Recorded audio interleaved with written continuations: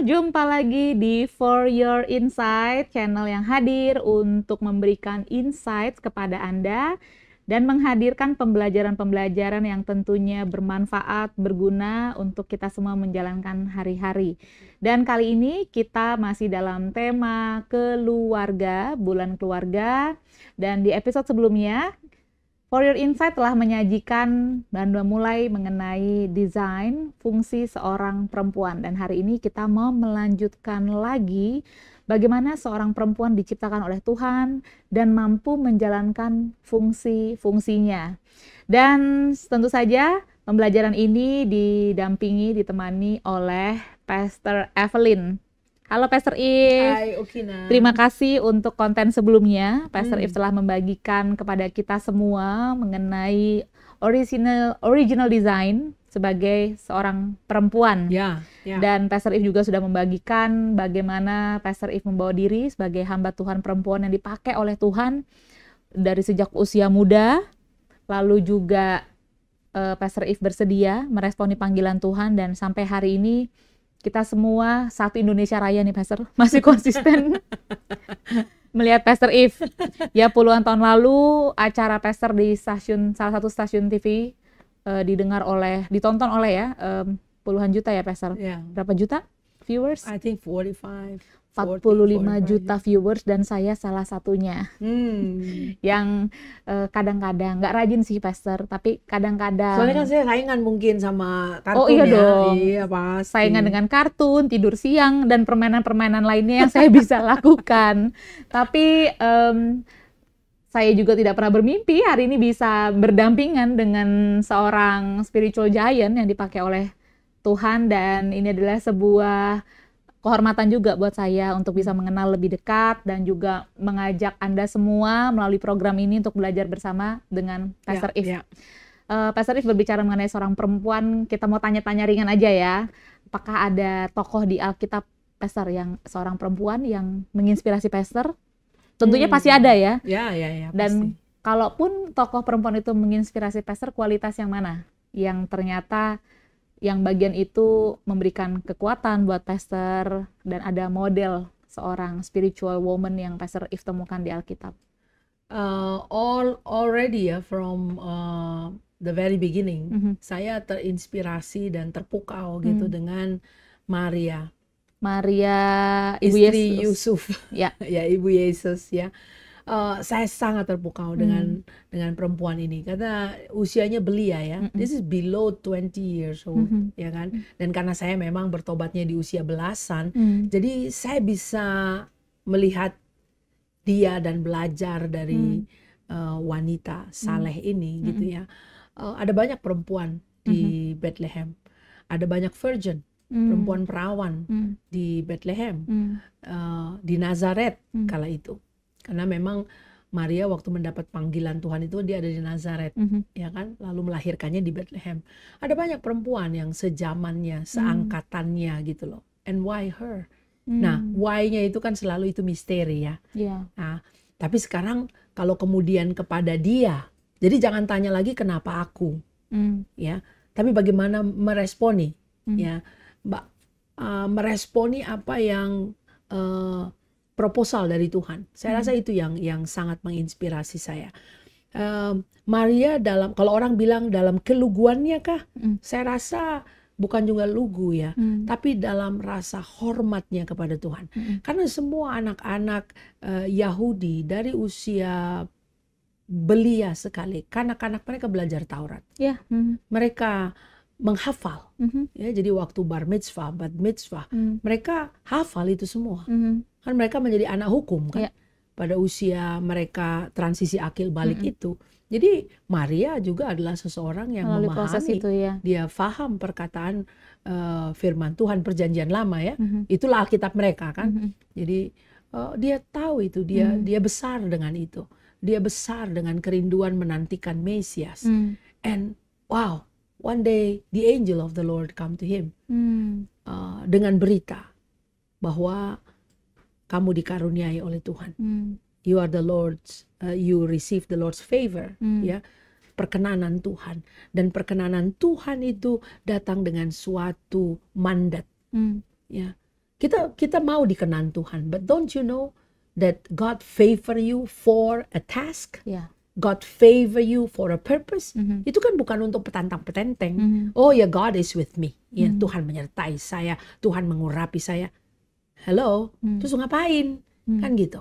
The very fact that God favor you, He favor you to partner with Him. Ya. Gitu loh. Untuk bersama-sama dengan Dia, mewujudkan apa yang ada di hatinya for your life. And not only for your life, the impact is gonna be for a lot of people. Untuk banyak orang, untuk dunia ini. Nah, skala-skala itu kan yang kita nggak pernah bisa bayangkan. Pada saat kita dipinang oleh Tuhan, pada saat kita diajak, kalau dulu saya bilang, to dance with God. Ya. Untuk berdansa dengan Tuhan itu. To dream with God. To dream with God, and not only to dream, tapi memanifestasikan mimpi Tuhan. Ya, jadi kalau kita lihat nyanyian Maria di Magnificat, kita melihat she's a woman, a young woman that is theologically brilliant. Itu Maria itu. Ya. Itu theologically brilliant. Apa sih teologi? Our understanding on God, right? Itulah teologi toh, pengetahuan kita akan Tuhan. Lihat nyanyiannya. Ya, pengenalan kita akan Tuhan ya. Itulah uraian tuh. Panjang itu nyanyian itu. Dan di situ kita melihat seorang Maria yang belia. Begin to speak forth her faith. Dia memperkatakan, dia mengumandangkan, dia melantunkan her faith, her theology. Muda Ki. Itu bukan nyanyian seorang perempuan tua yang sudah ubanan umur 80 tahun. This is a young woman, very educated. Kalau bilang pendidikan macam apa? Pendidikan on the word of God. Perkataan Tuhan. Magnificat itu.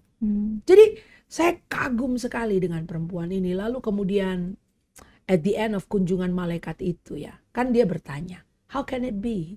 Aku nih belum bersuami. Ya kan? Dia bertunangan dan akan bersuami nantinya, tapi proses mereka ini masih dalam masa 1 tahun itu mungkin ya, masa sudah dilamar, tapi menunggu konsumasi kan itu kurang lebih 1 tahun itu. Dalam budaya Yahudi kan seperti itu. Berarti kan Yusuf sedang pergi mempersiapkan rumah mereka di rumah bapaknya, kan begitu. Itulah proses pertunangan Yahudi. Dan dia berkata, bagaimana mungkin saya belum bersuami? Dia dalam periode itu kan. Lalu malaikat menjabarkan, the spirit of the Most High, roh Tuhan Allah akan turun kepadamu. Berarti kan bukan dengan kekuatan dia, tapi roh Tuhan Allah. Again, ini adalah perkataan firman Tuhan. Dia menyediakan dirinya. Ya. Lalu dia menanggapi perkataan itu, the very simple and yet profound, dengan tanggapan sederhana namun penuh kuasa ya. Dia berkata, I am the Lord's servant. Sesungguhnya I am the handmaiden ya. Dan berbagai terjemahan berkata I am the Lord's servant atau aku adalah hamba Tuhan. Jadilah kepadaku sesuai seturut dengan perkataanmu. Jadi dia menyediakan dirinya. Here I am God. And I choose to embrace your word. And allowing your word, mengizinkan perkataanmu itu to be. Through me. Through me. Berarti I become, kan gitu. The word. Jadi dia izinkan firman to touch her being. Firman jadi daging, ya menjadi menyatu dengan dirinya, mengcreate apa yang dimaksudkan oleh perkataan Tuhan itu. Kalau kita lihat di Perjanjian Lama ditulis perkataan, setiap perkataan yang keluar dari mulut Allah tidak akan pernah kembali sia-sia. Tapi akan bekerja, akan mencapai seperti apa yang dimaksudkan. Jadi setiap perkataan Tuhan itu ada maksudnya. Dan kalau ada bejana di bawah kolong langit ini yang berkata, be it unto me. Aku izinkan perkataanmu menyentuh hidupku dan menciptakan, menghasilkan apa yang dikehendaki oleh perkataan Tuhan itu. Jadi, bayangkan bagaimana seorang perempuan muda have the comprehension untuk mengizinkan perkataan Tuhan menjadilah. Ini kalau nggak dia theologically brilliant, banyak orang berkata, Maria itu kan perempuan di kampung, sederhana sekali orangnya, nggak tahu pun dia bisa baca tulis atau tidak. Mesti baca kita Magnificat tuh nyanyian Maria itu loh. Ditulis di Injil Lukas ya, Pastor ya. Jadi kita bisa melihat memang dia adalah perempuan Yahudi yang sangat terdidik ya. Iya, ini panjang berapa ayat ini. Dan ini adalah pandangan teologisnya, ya kan, ungkapan imannya. Ini menunjukkan bahwa gadis muda ini adalah seseorang yang hidupnya itu directed by the word of God. Bukan apa kata orang, bukan apa tuntutan keluarga, tapi hidup dipimpin oleh perkataan firman Tuhan. Nah anyway, uraian saya jadi panjang sekali, tapi then you know how much tokoh ini menginspirasi saya dari semenjak belia Okina. Makanya usia 16 tahun saya set my life apart because saya mau firman Tuhan itu saya mau jadi seperti apa yang firman katakan mengenai saya. Itu alasannya. Dari awal saya sudah terinspirasi dengan gadis muda ini.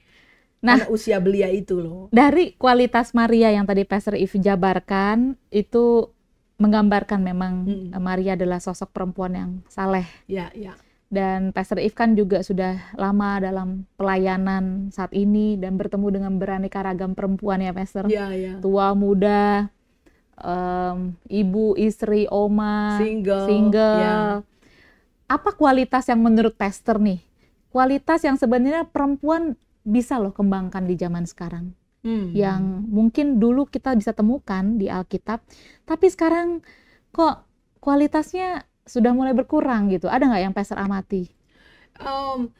Seperti Maria ya, yang theologically inclined kepada perkataan Tuhan. Saya rasa elemen ini dan ini bukan hanya suatu defisit ya. Wah, apa dong? Untuk kalangan perempuan, tapi I think across gender laki-laki dan perempuan. Kalau kita tidak terpukau dengan perkataan firman Tuhan, bagaimana apa yang dituliskan dalam terpukau dan terpikat. Iya, bagaimana apa yang dikatakan dalam firman itu bisa menjadi bagi kita, kan gitu. Kita akhirnya membangun kehidupan kita atas dasar perkataan yang bukan firman Tuhan. Betul, karena kan kita begitu. Melakukan fungsi-fungsi kehidupan kita pasti atas dasar perkataan. Nah, ini perkataan at the core of it, ya kan? Dicadas-cadas di dalam diri kita. Kamu bangun hidupmu itu atas kata-kata siapa? Kata-kata siapa? Gitu. Ini makanya menarik mempelajari Maria ini. Kan dia bilang, jadilah kepadaku. Ini belum ditanya loh, dia nggak bilang, aku tanya bapakku dulu ya. Iya benar. Aku tanya mamaku dulu, boleh nggak ya? Benar. Lalu, let me ask Joseph first ya. Enggak loh. I'll ask my other friends. Iya, dia tahu bahwa perkataan Tuhan itu dia gentar dan takut dengan perkataan dia. Ini takut bukan takut ketakutan ya, tapi dia hormat pada. Jadi nggak ada peer pressure juga di dia. Dia juga tidak punya apa ya? Nggak ada refleks dari dia ya untuk dia bertanya dulu dan gini ya. Bernegosiasi gitu. Right. Begini loh. Ini kan kejadian yang tiba-tiba yang dicatat oleh Lukas pasal yang kedua ya. Pasal yang pertama ya. Kayaknya. Lukas pasal pertama ayat 32 ke bawah itu, 39 ke bawah. Benar ya? Betul. Ayat 26 ke bawah ya. Pemberitaan 46. tentang kelahiran Yesus. Kelahirannya nyanyiannya 46 ya. And artinya tidak ada halo-halo sebelumnya. Ya, jadi malaikat kan nggak bilang nanti ya minggu depan ya aku akan datang loh ke rumahmu. Dia bisa siap-siap. Jadi ini adalah sesuatu yang tiba-tiba, makanya Alkitab mencatat bahwa dia agak takut tuh. Dan ya karena ketiba-tibaan itu. Pastor If juga menjelaskan ini adalah sebuah interupsi. Betul, interupsi ilahi. Tiba-tiba sehingga refleks bisa ada takut. Tapi tidak bisa dipungkiri, di sisi lain ada hormat dalam diri Maria. Nah, jadi artinya gini loh. You never know kapan tiba-tibanya kamu. Nah, waktu tiba-tibanya itu terjadi, Tuhan interupsi kamu, will you respond? In fear and trembling. Jadi deg-degan nih dengan tiba-tiba dari Tuhan. Ya kan? Apakah respon ini yang secara natural kita beri? Kalau dia nggak biasa taat sama Tuhan, nggak akan loh. Gentarnya lain ya. Iya. Dia bisa lari loh. Iya. Dia bisa ngeri sendiri. Wow. Dia bilang, jangan aku ya Tuhan ya. Jangan aku ya Tuhan, orang lain boleh nggak? Ini bagus banget Pastor. Iya. Tapi ini orang. Apa sih yang terjadi prior to that moment? Jadi gitu sebenarnya tiba-tiba yang diizinkan oleh Tuhan itu bagus ya untuk menyingkapkan refleks-refleks kita Right. Ya, apakah memang kita akan refleksnya Taat atau taat, tidak, ya. atau justru ragu-ragu, takut, gentar, dan malah mempertanyakan ya, macam-macam responnya. When I was 18, waktu kita lagi doa sama-sama di satu gereja itu ya, lagi doa sama-sama, lalu ada satu pendoa, satu ibu yang mulai mendoakan saya dan mendoakan saya supaya Tuhan pakai saya jadi penterjemah. Saya pikir, oh bagus nih, keren banget. Karena pada saat up to that point, saya adalah pokoknya apa yang bisa saya layani lah. Saya melayani anak-anak di sekolah minggu. Nanti kalau dia kurang singer, saya jadi singer, saya jadi usher lah. Pokoknya apa yang dibutuhkan dalam pelayanan korporat itu untuk support ministry, I give myself gitu. Jadi waktu kumpul berdoa begitu, doa pengerja begitu, waktu dia doakan saya jadi penerjemah, saya pikir wow ini lain lagi nih. Tapi ya oke, I said amen to it, ya gitu. Tiba-tiba doanya selesai. Lalu tante itu berkata, itu ibu pendoa berkata, sekarang kamu berangkat. Karena ibadah yang di lokasi Pondok Indah waktu itu membutuhkan penterjemah. Nah itu kan tiba-tiba. What will I say at that time? I never know apa yang ada di seberang ketaatan saya. Saya tidak tahu pintu apa lagi yang dibuka. Tapi kan pintunya, lubang kuncinya itu. Iya. Itulah engselnya lah istilahnya. Yang kecil, the little act of obedient itu adalah itu. Nah, saya mau bersilat-silat kata seperti kebanyakan orang seringkali bersilat-silat kata. Nggak akan nyampe di titik ini. Tidak akan sampai di titik ini. Nah, Tuhan itu punya above and beyond. Ya, sama seperti gadis yang namanya Maria itu. Kalau dia berkata, no, I don't think so, Lord. Aku nggak mau loh. Ini udah bentar lagi loh, aku loh married loh. Apa kata orang ya? Nggak banyak cincong dia. Gitu kan, seperti yang kita dengar, saya sering kali dengar orang suka banyak-banyak cincong gitu. Yang ada adalah simple obedient. Nah, where does he train this simple obedient? Yang membuat dia mampu on that one particular thing untuk menjawab Tuhan. Wow. Ya, kalau dia biasa melawan, I don't think pada hari itu dia siap untuk menjawab. Dan kejadian seperti itu ya nggak mungkin akan kedua kali ya. Iya. Tidak dikatakan bahwa dia adalah seseorang yang super duper paham untuk semua hal yang Tuhan kerjakan pada zamannya ya. Makanya Alkitab beberapa kali mencatat dan Maria menyimpannya dalam hati. Lalu ada kejadian apa lagi, dan Maria menyimpannya dalam hati. Terus dia simpan dalam hati. Terus dia belajar untuk memahami Tuhan. Makanya pada saat Roh Kudus dicurahkan, iya, ada di dia. situ. Padahal dia juga perempuan yang sama, yang ada di bawah kayu salib Kristus, begitu dekat dengan salib itu sampai bisa dengar Yesus berbicara kepada Yohanes untuk menyerahkan tanggung jawab pemeliharaan dia kepada Yohanes. Itu kan dia berdiri dekat sekali dengan salib. Ya karena suara yang sama yang berbicara kepada dia pada saat dia bertunangan dengan Yusuf, ya suara yang sama juga yang dia masih bisa dengar ya Pastor. Right. Nah ini menunjukkan ya a quality, yes, a discipleship life, ya seorang pengikut yang betul-betul tekun dimuridkan oleh Tuhan. Jadi bukan karena dia theologically brilliant ya for that one particular assignment, makanya Magnifica itu kita banyak belajar tuh. Karena dari kedalaman itulah dia menyanyikan ungkapan syukurnya kepada Tuhan. Tapi kan banyak kejadian-kejadian setelah itu gitu. Dia tetap aja tekun dimuridkan. Makanya dalam catatan Alkitab dikatakan dia simpan dalam hati. She may not understand it yet at that time. Ya kan? Tapi terus dia tidak tinggalkan Tuhan. Jadi bukannya dia sudah jadi spiritual giant on that moment, dia tekunnya itu kita melihat terus progresnya gitu progresnya yang luar Injil biasa. Ya, Pastor. Ya. Wow. Jadi kualitas untuk menjadi seorang perempuan yang terdidik dengan firman Tuhan, yang masih terus terpikat dan terpukau dengan firman Tuhan, itu yang kita lihat sepertinya perlu dikembangkan di generasi ini. Karena as we know, Yesus bertumbuh di bawah asuhannya. Betul. Di bawah asuhan Maria. Di bawah asuhan Maria dan Yusuf ya, dia dididik juga dari rumah ya kan, makanya dia grow in favor of God and also man. Sampai grow kita in stature. Perlu bertanya what kind of home yang Maria build, yang dia bangun, dia bangun, suasana rumah tangga macam apa yang untuk dibangun Yesus oleh bisa diasuh di dalam rumah tangga itu. Alright. Juru selamat kita. Oke, Pastor. Oke, berbicara mengenai perempuan.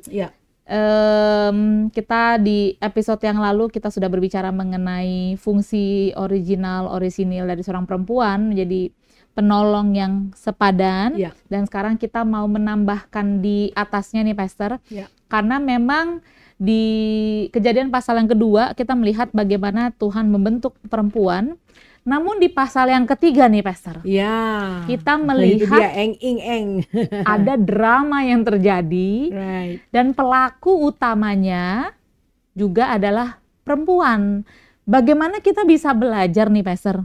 Karena kalau itu tercatat, dilakukan oleh perempuan pertama yang pernah berdiri di muka bumi ini, tidak menutup kemungkinan dan sangat mungkin sekali bisa terjadi juga di perempuan pada abad sekarang. Ya. Ya, bagaimana kita bisa mengantisipasinya? Oke, kita lihat itu di Kejadian pasal 3 ayat 13 ya. Kita lompat ke sana ya, Oke. ayat yang ke-13, karena memang kisah kejadiannya kan sudah ditulis di ayat-ayat sebelumnya. Nah, di ayat yang ke-13, Okina boleh tolong baca? Kemudian berfirmanlah Tuhan Allah kepada perempuan itu, "Apakah yang telah kau perbuat ini?" Jawab perempuan itu, "Ular itu yang memperdayakan aku, maka kumakan." Nah, ini very profound ya.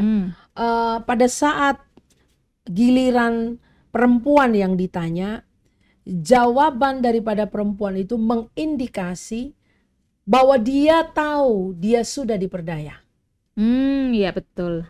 Ular itu yang memperdayakan aku. Iya, dia sudah diperdaya. Sementara kalau kita melihat ayat yang ke-12, jawaban daripada manusia atau pria berkata, "Perempuan yang kau tempatkan di sisiku, dialah yang memberi dari buah pohon itu kepadaku, maka aku makan." Jadi dia sedang menyalahkan intensi Tuhan menaruh perempuan di samping dia kan, gitu. Soalnya bilangnya di sisinya sih, mesti kan counterpart. Nah, ayat yang ke-13, dia perempuan itu berkata, "Ular itu yang memperdayakan aku." Jadi yang menyampaikan kata memperdaya itu adalah perempuan itu. Dia yang pertama kali ngomong itu, bahwa dia diperdaya. Oke. Ya. Jadi perempuan tahu kalau dia sedang ditipu. Harusnya. Nah, ini. Wah, Pastor cespleng banget nih statementnya. Perempuan tahu kalau dia sedang ditipu. Anda para istri bisa relate? Kayaknya suami saya lagi nggak jujur nih. Iya. Dia feeling ditipu itu memang sebenarnya udah natural ya Pastor? Iya, bisa tahu begitu bisa loh. tahu, Bisa ya. tahu gerak-geriknya. Enggak, aku nggak begitu. Iya, Tapi entah kenapa kok tahu aja gitu. Iya benar, ya. saya pengalaman banget sama mami saya. Dia tahu banget kalau saya udah mulai bohong. Nih kayaknya bohong nih anak saya. Ya, Ular itu memperdayakan aku, maka aku makan. Jadi bukan Tuhan yang bilang kamu nih lagi diperdaya loh. Oh iya benar ya. Perempuan itu sendiri ya. Dia self-diagnose. Ya. Self-diagnose. Ya kan? Dan memperdaya di sini adalah nasah. Dan itu bisa diterjemahkan memperdaya, betul, tapi juga menipu dan membohongi. Ya. Jadi dia self-diagnose bahwa dia sudah ditipu, dia sudah dibohongi. Perempuan itu yang ngomong, ya kan? Namun kemudian dalam perkembangannya ya, kalau kita melihat dalam sejarah gereja sampai sekarang, memang ada anggapan-anggapan, bahkan in society ya, dalam masyarakat beranggapan bahwa perempuan itu memang adalah golongan yang prone to deception, yang cenderung bisa ditipu, cenderung gampang dibohongi, Kenapa ya, Pastor? cenderung gampang diperdaya. Apa karena akses pada pendidikan dulu tidak diberikan oleh perempuan, jadi makanya tidak terdidik? Ya, memang dalam perkembangan sejarah kita melihat bahwa akses terhadap pendidikan bagi para perempuan itu, kalau kita lihat sejarahnya itu ya, minim sekali. Dia itu tidak mulai pada titik start yang sama dengan kaum pria. Pria bisa maju lebih dulu berapa langkah, barulah kemudian akses tersebut dibuka bagi kaum perempuan. Dan perempuan melakukan segala macam daya upaya untuk bisa mengejar ketertinggalannya.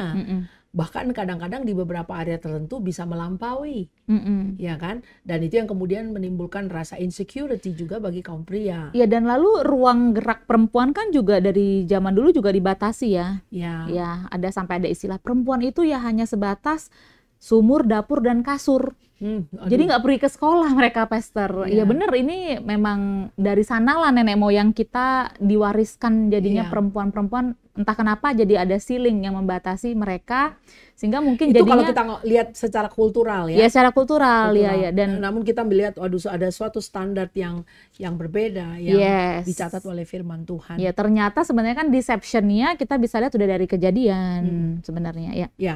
Nah, ini kita perlu telaah juga ya, kan kita perlu melihat apakah ada kebohongan-kebohongan atau dusta-dusta yang masih kita entertain dalam hidup kita sekarang, ya, di tengah-tengah availability atau easy access terhadap truth, ya. Ini kebenaran aksesnya banyak loh. Kita bisa belajar, kita bisa mendengar firman Tuhan, ada di platform-platform sosial media, pintu-pintu gereja masih kita bisa datang, persekutuan-persekutuan.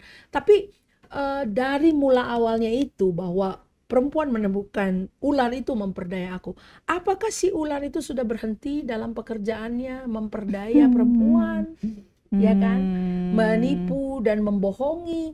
Karena begini, perempuan yang tertipu dan dibohongi tidak akan bisa berfungsi dalam kapasitasnya yang seharusnya nantinya. Wah. Dia akan terbelenggu. Dia akan tertahan, being held captive, dan tidak bisa berfungsi, tidak bisa bergerak seperti bagaimana Tuhan mendesainnya. Kan pada seri sebelumnya saya bicara mengenai apa desainnya Tuhan, apa yang ada dalam pikiran Tuhan mengenai perempuan. Iya, tapi kalau dia mengentertain kebohongan, dusta, dia akan terus terperdaya, ada di dalam penjaranya terus, gitu. Nah, coba ya kita hadirkan ada 2 di sini yang saya rasa cukup mengganggu ya. 2 apa nih Pak? 2 dusta. Wah, dusta. Ya, jadi yang pertama ini, yang diyakini kaum wanita, kaum perempuan mengenai dirinya sendiri. Kadang-kadang keyakinan ini dia yakini sendiri, nggak perlu ada orang ngomong ya, kemudian ditambah-tambahi dengan banyak orang juga yang berpendapat. Tetapi kadang-kadang ini kemudian di-entertain ya. Apa dustanya? Saya tidak berharga. Ya. Dan karena saya tidak berharga, saya harus membuat diri saya berharga. Wah. Nah, ini kan again suatu upaya yang diusahakan sendiri. Aku akan membuat diriku berharga. Can you actually membuat dirimu berharga, atau memang kamu sudah berharga dari sananya, kan begitu? Betul. What can be added? Ya. Apa sih yang bisa ditambah-tambahin dalam hargamu? Kan begitu. Nah, ini suatu dusta yang terus di-entertain sehingga banyak akhirnya perempuan yang terjerat dan mengupayakan self-worth-nya dengan mencari keberhargaan dirinya dengan upaya-upaya yang macam-macam ya, mempercantik penampilan luar atau mencari jalan lah supaya dirinya bisa dicintai, disayangi, bisa dipuji, mungkin mendapatkan pengakuan. Either you are worthy or you're not worthy. But you cannot do anything about your self-worth. Yes. Kalau itu harus diupayakan sendiri, nggak akan ada habisnya, Ki. Iya, ini memang jadi tema umum ya, Pastor, untuk perempuan. Ya, apakah kemudian nilai diri. Kamu jadi lebih berharga karena kamu menyandang gelar? Ya, gelar akademik, ya kan? Apakah kemudian posisi? Apakah kemudian nilai dirimu jadi semakin naik kalau kamu pakai barang branded? Kan ini artificial dong. Atau semuanya. Menikah dengan sosok yang punya posisi, sosok tertentu. Ya. Nah, ini kita harus address dengan firman Tuhan ya. Betul. Mazmur 139 ayat 14 sampai 16. Coba Ukina baca di situ ya. Mazmur 139 ayat 14 tadi ya. 16 sampai 16 ya. Aku bersyukur kepadamu oleh karena kejadianku dahsyat dan ajaib. Ajaib apa yang kau buat, dan jiwaku benar-benar menyadarinya. Tulang-tulangku tidak terlindung bagimu. Ketika aku dijadikan di tempat yang tersembunyi, dan aku direkam di bagian-bagian bumi yang paling bawah, Amen. Matamu melihat selagi aku bakal anak. Dan dalam kitabmu semuanya tertulis, hari-hari yang akan dibentuk sebelum ada satupun daripadanya. Yang menarik di sini ayat 16 itu saya garis bawahi. Matamu melihat selagi aku bakal anak. Wah. Ya. Bakal anak. Jadi Tuhan aja sudah tertarik ya, Pastor ya. Mata Tuhan untuk sudah melihat kita. Jadi kan orang bilang, kadang-kadang banyak perempuan yang melakukan artificial external thing in order to increase their self-worth, ya. Jadi hal-hal eksternal, ya. Apapun itu, ya, terhadap apapun tubuhnya kah, ya. atau mengenakan kah, atau apapun. Nah, itu mereka coba, supaya apa? Look at me, aku dia berharga loh. Lihat aku dong, aku berharga loh. Kan untuk dilihat orang. Look at me, hey, look at me. We are shouting for people to look at us, gitu kan.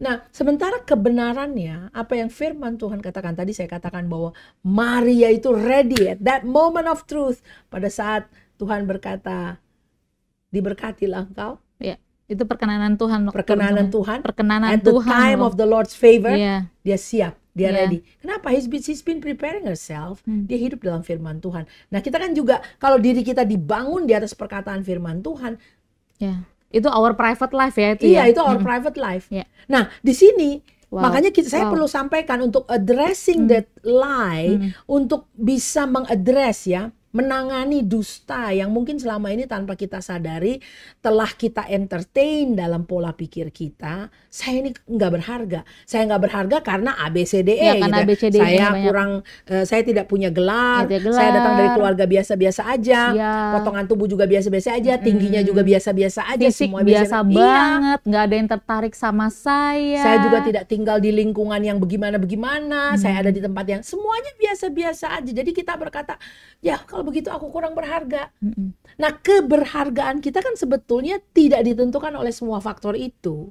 Alkitab di sini berkata bahwa mata Tuhan melihat selagi aku bakal anak. Tadi dia bilang, look at me, look at me. Hey, God is looking at you. And God is looking at you before. Sebelum kamu berprestasi. Selagi bakal anak. Masih bakal anak. Bakal anak loh, belum nggak kelihatan. itu belum. Ini nggak kelihatan. Kalau ada bakal anak di meja ini, saya Aduh, belum lihat masih kelihatan pakai mikroskop. Masih jadi makhluk mikroskop itu. Waktu kamu masih bakal anak, mata Tuhan, Sudah the melihat. eyes of the Creator of the universe. Ya. Sebenarnya self-worth kita dari kebenaran itu ya. Itu kebenaran Nilai situ. diri kita di situ. Kamu Jadi mau dilihat kita nggak siapa perlu gitu mengemis loh. perhatian dari Ya, orang dan melakukan segala tipu daya supaya orang tuh tertarik sama diri kita. Right. Jadi ini kebenarannya ya, Ya. saudari-saudariku, my sisters ya, dimanapun sahabat-sahabat wanita dimanapun menyaksikan ya tayangan ini atau scrolling tiba-tiba nonton gitu ya. Ini kebenarannya bahwa mata Tuhan sudah melihat kita waktu kita masih bakal anak. Jadi kan ini betul-betul kontra ya terhadap apa yang kita yakini. Saya baru akan dilihat kalau saya begini, begitu, begono, begitu. Tapi ternyata Tuhan loh, pencipta alam raya ini, matanya sudah ditujukan kepada kita waktu kita masih bakal anak. I hope ini bisa membangun, and ini perlu kita baca mungkin berulang-ulang supaya kita dibangun di atas kebenaran Karena ini. kita juga nggak mau tutup mata ya, Pastor, dengan hal-hal yang berkaitan dengan insecurity perempuan. Ya, kebanyakan perempuan insecure dengan penampilan fisik. Ya. Satu itu, lalu kedua juga zaman sekarang perempuan juga bisa insecure dengan status. Duh, aku udah lama nih single atau jomblo, gimana nih apa kata orang? Ternyata itu juga mengganggu keberhargaan diri. Lalu juga insecurity apabila belum dikaruniai anak. Jadi memang ini real sekali. Bagian ini menjadi penyerangan-penyerangan untuk kaum perempuan dan akhirnya melemahkan yang seharusnya tujuan orisinilnya menjadi penolong yang sepadan. Namun karena ada faktor ini, jadi sulit dong menghidupi fungsinya sebagai penolong yang sepadan. Yang ada perempuan insecure akan menjadi penyerang yang sangat menghancurkan karena dirinya merasa tidak utuh dan tidak puas. Dan kadang-kadang yang diserang tuh bukan gender laki-laki juga, Ki. Mereka jadi musuh bagi perempuan-perempuan lain juga. Oh gitu, maksudnya gimana tuh, Pastor? Jadi persaingan kan? Persaingan. Ya, competition is happening in our own camp. Gitu loh. Lihat ada satu perempuan yang lebih sukses dikit aja udah dengan crab mentality kita coba turunin, kita coba tarik dia nggak bisa naik gitu loh. Jadi kita jadi musuh juga sesama kaum perempuan. We cannot celebrate other women yang increase, yang mungkin Tuhan pakai lebih lagi. Kita nggak bisa tepuk tangan. Kenapa? ya selama kita masih struggle dengan self-worth ini dan mencari keberhargaan kita dari hal-hal yang kita upayakan dari luar, ya itu tadi, kita juga sama sesama perempuan jadi nggak bisa akur kan. Ya juga sih, ya. Compete Betul, aja betul. terus, gitu loh. Nah, bottom line, kita perlu bangun diri kita dengan apa yang Tuhan katakan. Yes. Bahwa kamu berharga itu sudah semenjak kamu diciptakan. Jadi ini perlu ditulis pakai tangan, lalu kita tempel di cermin. Cermin di toilet, cermin di lemari pakaian, cermin sebelum keluar dari rumah. Itu kayaknya perlu ya, Pastor ya. Bahkan Anda bisa taruh di profil handphone Anda juga. Supaya selalu ingat ayat 16, matamu melihat, Tuhan sudah melihat kita. Iya. Ya. Nah, kemudian dusta yang kedua yang diyakini oleh kaum perempuan mengenai diri mereka sendiri itu adalah keindahan fisik lebih berarti daripada keindahan batinnya. Physical beauty is much more meaningful, more important daripada spiritual. Sebenarnya kembali lagi ke tadi yang pertama ya, Pastor. Ternyata perempuan memang sangat punya kebutuhan untuk dilihat ya. Iya. Ya, jadi yang didandanin makanya area apa luarnya. yang dilihat? Yes. Yang dilihat oleh orang-orang. Yang dilihat oleh orang-orang. Padahal Tuhan kan melihat kehidupan batin kita. Ya. Tuhan itu melihat hati. Ya, Tuhan tidak melihat kondisi batin. Tuhan tidak akan mengkomentari mata kita sipit kek, belok kek, ada lesung pipit apa enggak ada gitu ya. Iya. Dan saya ngomong kan, Tuhan kita itu tidak berubah. Kalau seperti itulah yang dituliskan firman Tuhan ya. Ayat itu yang tadi saya kutip ya, bahwa Tuhan itu melihat hati, manusia melihat penampilan luar, tapi Tuhan melihat hati. Itu kan ditulis dalam konteks the selection of kings for Israel, menggantikan Saul. Waktu itu berdiri di depan Nabi Samuel, kakak-kakaknya Daud, tuh pahlawan-pahlawan, orang-orang gagah-gagah perkasa badannya itu. Ya. Raja banget lah, definisi raja banget. Nabi Samuel aja pikir, iya benar. ini nih. Bisa silap-silap juga kok. Hamba Tuhan tuh bisa silap-silap juga. Yang udah senior bisa silap-silap juga ya. In selection loh. In the selection process. Kenapa? Karena Saul yang sebelumnya lebih tinggi daripada semua yang lain-lain kan, satu bahu kan. Dia tinggi, ganteng, dari kalangan orang kaya kan dia. Itu anak orang kaya itu, Raja Saul itu. Jadi dia pikir, nah ini juga barangkali lah. Bukan keluarga kaya, tapi setidak-tidaknya berotot. Ini udah warrior. Nah ini Samuel dicatat di Alkitab. Nah ini barangkali ini. Ternyata bukan. Yang kedua, ini kali barangkali ini. Berarti hamba Tuhan juga masih bisa menilai apa yang dilihat oleh mata.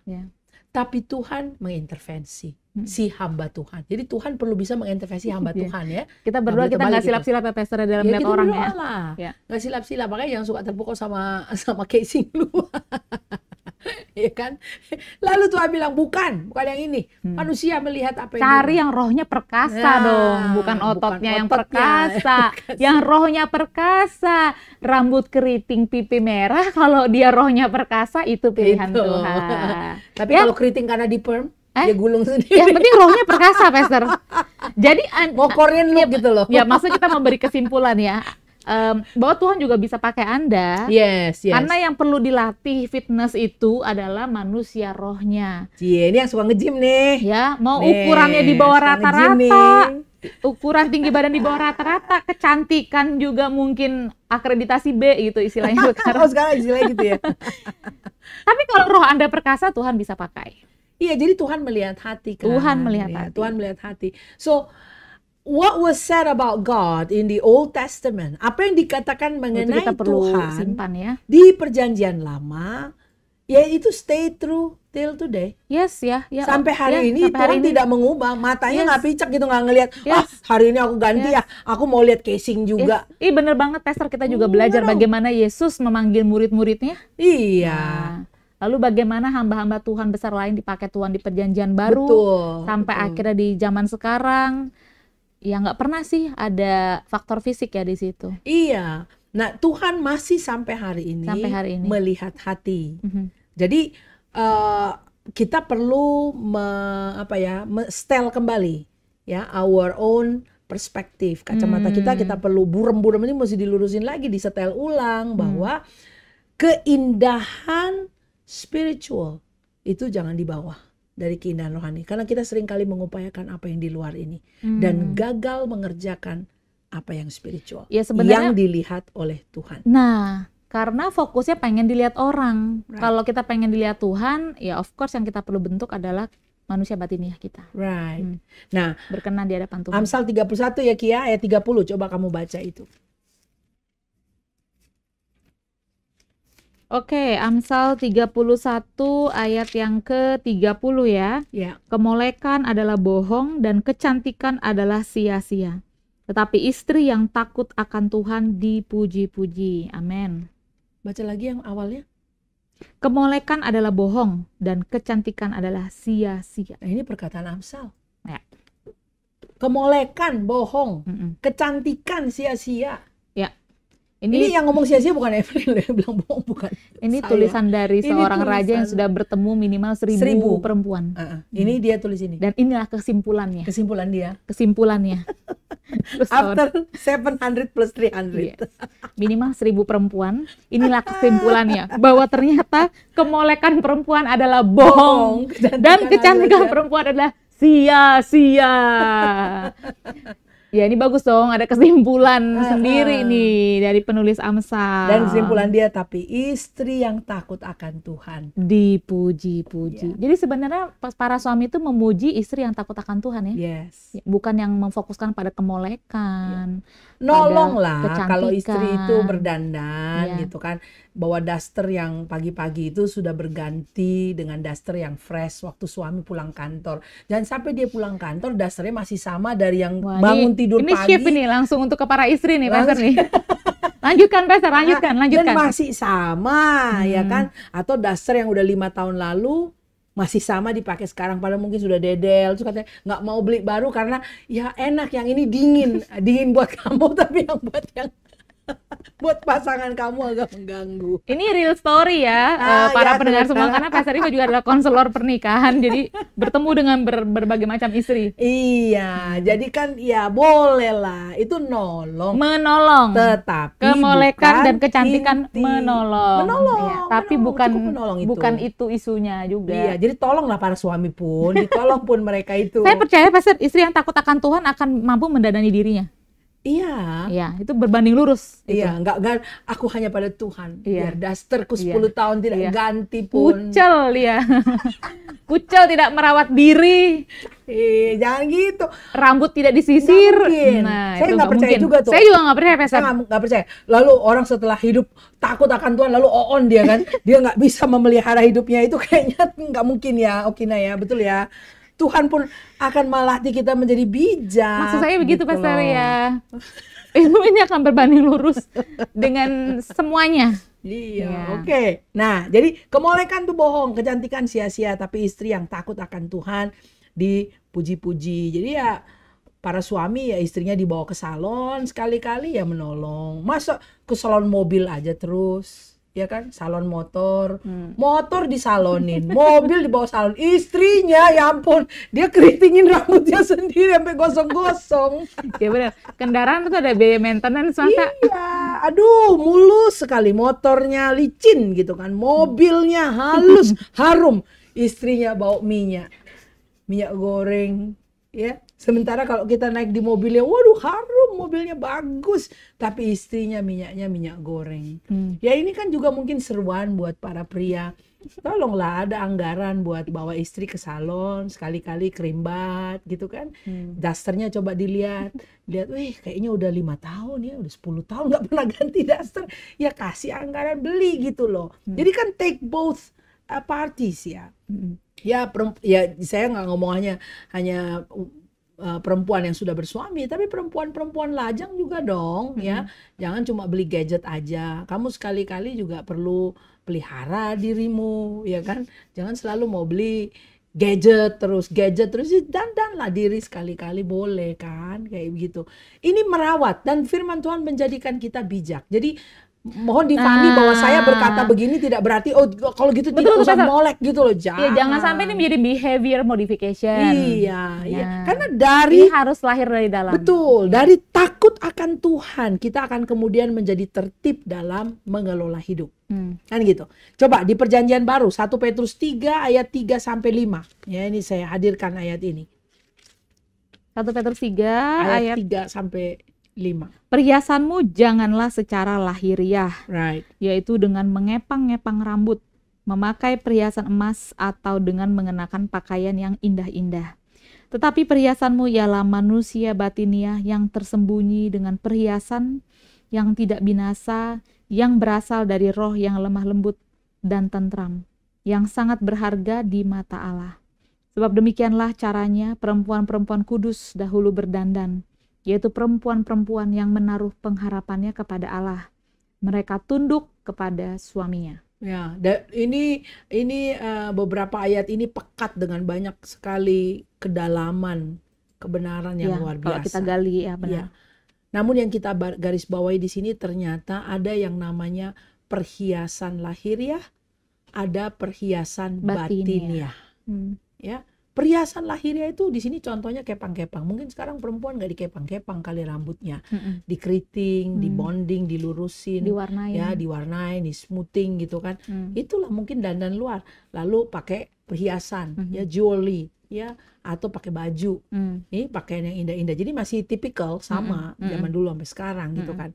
Tapi dinasehatkan bahwa hendaklah perhiasanmu itu manusia batiniah. Ya. Nah, kerennya perhiasan batiniah ini, Wow. ya, itu apa? Tidak Bahwa binasa. perhiasan batiniah ini menyebabkan perempuan-perempuan seperti ini Wah, ini ada mata bisa lagi. tunduk pada suaminya. Ya. Dan disampaikan pada ayat 4 sangat berharga di mata Allah. Yes. Jadi mata Tuhan itu Memang keberharganya tertariknya yang tertariknya batiniah. sama yang batiniah. Wow, kalau mata Allah sudah ke kita dan perkenanannya sudah ke kita, ya hidup kita His eyes Tuhan is on pelihara. you, His favor is on you, ya kan? Dan di sini dikatakan sebab demikianlah caranya perempuan-perempuan kudus dahulu berdandan. Jadi perempuan kudus itu set apart, consecrated, separated for God's purpose. Itu kan artinya kata kudus, ya. Perempuan yang seperti itu yang dipakai Tuhan tuh hidupnya, tuh. Seperti itu cara dandannya. Nah, kalau seperti itu cara dandannya dan mereka kemudian dipakai Tuhan pada zaman dahulu, kira-kira standar yang sama akan jadi sekarang nggak? Ya. When you are pada saat kita menggunakan perhiasan manusia batiniah, kita pun kudus seperti perempuan-perempuan saleh yang dahulu, ya. Perempuan-perempuan yang menaruh pengharapannya kepada Allah dan mereka tunduk pada suaminya. Mereka tunduk itu karena menaruh pengharapan kepada Allah. Yes. Yes. I think I want to leave it up there. Karena kalau kita lihat ke ayat berikutnya, saya akan masuk kepada uraian yang Mengenai Sarah dan Abraham. mengenai Sarah dan Abraham. Wah. Oke, Pastor, itu tadi dua dusta besar ya, yang memang saat ini banyak menjerat perempuan. Ya. Yang pertama mengenai keberhargaan diri, lalu yang kedua ya tadi itu mengenai dandanan-dandanan lahiriah yang sebenarnya menutupi kondisi batiniah yang mengenaskan. Ya. Jadi kita berharap ini bisa menjadi dorongan dan penginsafan buat Anda para perempuan yang mendengar melalui podcast ini untuk berbalik kepada original design Anda. Tuhan menciptakan kita perempuan sebagai penolong yang sepadan. Right. Bukan untuk mendominasi maupun didominasi. Ya. Kita menjadi penolong. Kehadiran kita akan menjadi sebuah pertolongan kepada pasangan hidup Anda atau orang-orang di sekitar Anda. Jadi kita tidak memberikan daya rusak.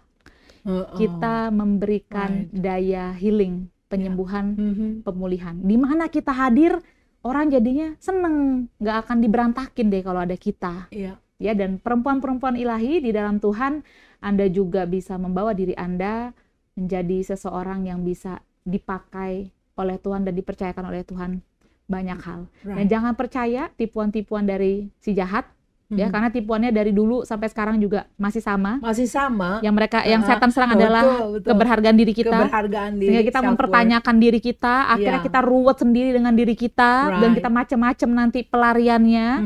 Dan ayo kita berbalik supaya Tuhan bisa pakai Anda lebih lagi. Ya. Terima kasih Pastor Eve untuk pencerahannya My pleasure. dari topik mengenai perempuan, dan Anda bisa tonton juga di channel For Your Insight ini ada beberapa khotbah dari Pastor Evelyn yang berbicara mengenai wanita bijak atau Becoming a Wise Woman. Anda bisa dengar dari khotbah-khotbah, serial khotbah tersebut untuk lebih memperlengkapi Anda. Jangan lupa share kesaksian Anda atau hal-hal yang Anda pelajari dari topik-topik mengenai perempuan. Sampai jumpa di konten-konten dan episode-episode dari For Your Insight berikutnya. Bye-bye. God bless you. Bye-bye.